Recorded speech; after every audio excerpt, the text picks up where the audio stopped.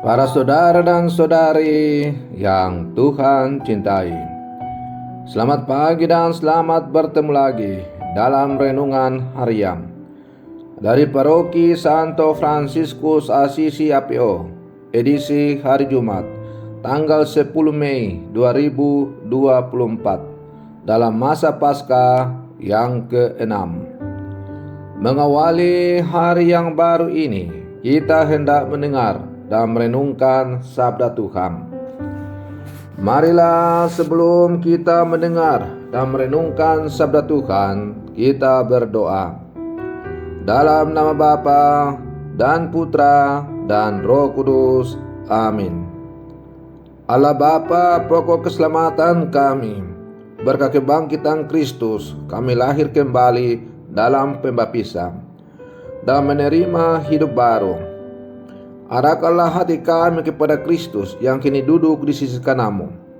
Semoga kami Kau anugerahi hidup abadi bila penyelamat kami datang dalam kemuliaan. Bersabdalah ya Tuhan, kami siap mendengarkan. Terpujilah Engkau Bapa, Putra dan Roh Kudus, kini dan sepanjang segala masa. Amin.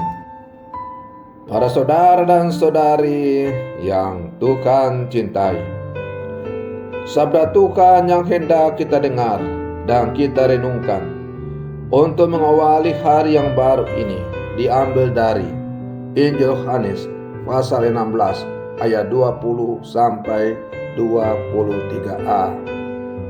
Tuhan bersamamu. Inilah Injil suci menurut Yohanes. Dalam amanat perpisahannya, Yesus berkata kepada murid-muridnya, "Aku berkata kepadamu, sesungguhnya kamu akan menangis dan meratap, tetapi dunia akan bergembira. Kamu akan berduka cita, tetapi duka citamu akan berubah menjadi sukacita."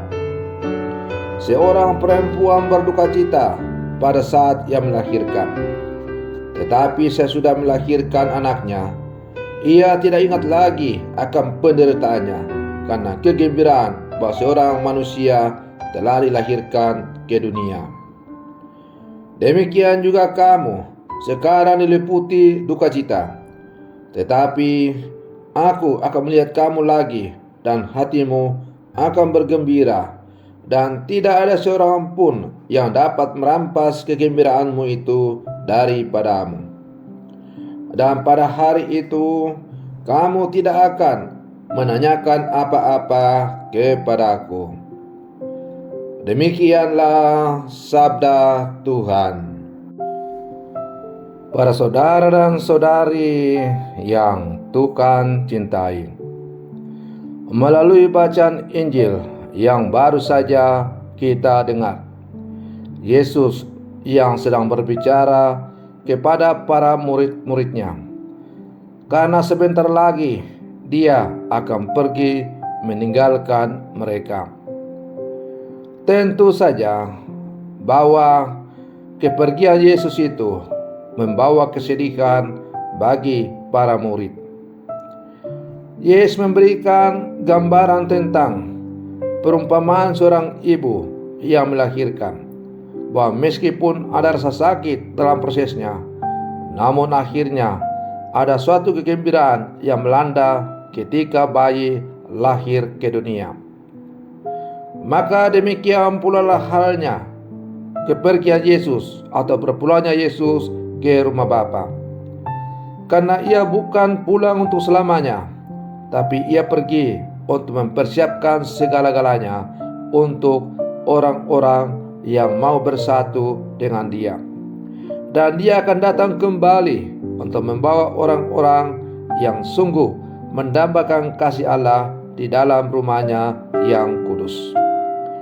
Para saudara dan saudari yang Tuhan cintai, setelah menggambarkan apa yang akan terjadi setelah ia pergi, maka Yesus kemudian berbicara mengenai kehadirannya kembali yang akan mengubah kesedihan mereka menjadi sukacita yang tidak dapat dihancurkan. Ia membandingkan situasi ini dengan seorang ibu yang telah melahirkan, di mana rasa sakit telah berubah menjadi kegirangan karena seorang anak manusia telah lahir ke dunia. Yesus juga memperhatikan bahwa pada saat itu mereka tidak perlu meminta apa-apa, karena apapun yang mereka minta akan diberikan oleh Bapa dalam namanya. Ia menjanjikan bahwa dalam hubungan dengan mereka, Bapa melalui doa, mereka akan menerima apa yang mereka perlukan.